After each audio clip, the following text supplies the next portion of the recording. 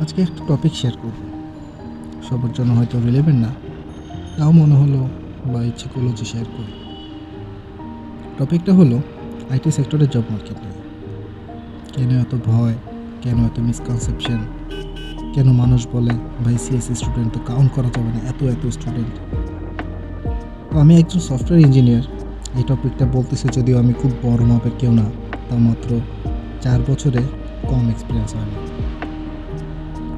ফার্স্টেই বলি, বাংলাদেশ ডিজিটাল হচ্ছে, দিন দিন ডিজিটাল হচ্ছে। প্রতিনিয়ত সব জায়গায় সব ডিজিটাল কাজ হচ্ছে, অটোমেশন হচ্ছে, একটার পর একটা কন্টিনিউয়াসলি প্রজেক্টে কাজ হচ্ছে। সেই অনুযায়ী হিউম্যান রিসোর্স এখনও অনেক কম।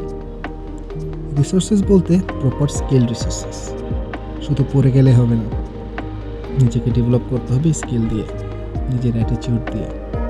কথা বলা শিখতে হবে, শেখার আগ্রহ থাকতে হবে, যতটুক জানি তা নিয়ে কনফিডেন্ট হতে হবে।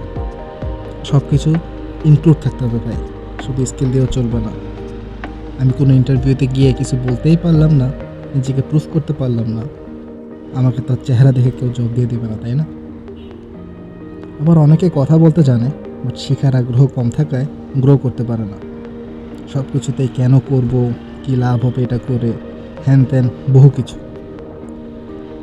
অনেক অনেক রিসোর্সেস দরকার এত ডিজিটাল প্রজেক্টগুলোয়, বাট সিনিয়র যারা ইন্টারভিউ নিচ্ছে তারা ইন্টারভিউ নেওয়ার পর কোনো হোপ পাচ্ছে না, সাহস পাচ্ছে না, কনফিডেন্সই পাচ্ছে না যে এই রিসোর্স শিখিয়ে হইলেও কাজ করানো পসিবল। আর কিছু মানুষ অল্প টাইমে জব সুইচ করতে করতে এমন সিনারিও বানায় ফেলছে যে সবার ভয় কাজ করে যে একে শেখানোর পর তো চলেই যাবে। ফার্স্টে বড় কোম্পানিগুলো টার্গেট করা যাবে না, অনেক স্টার্ট আপ আছে, সেখানে থেকে শিখতে হবে, বুঝতে হবে দুনিয়া কীভাবে চলে, কাজ কীভাবে চলে, একটা প্রজেক্ট কীভাবে কমপ্লিট করে। এই কথাগুলো একেবারে নিউ গ্র্যাজুয়েটদের জন্য। তো ডোন্ট লুজ হোপ, জাস্ট শক্ত করে build yourself and you will find your place automatically যখন ইউ আর রেডি।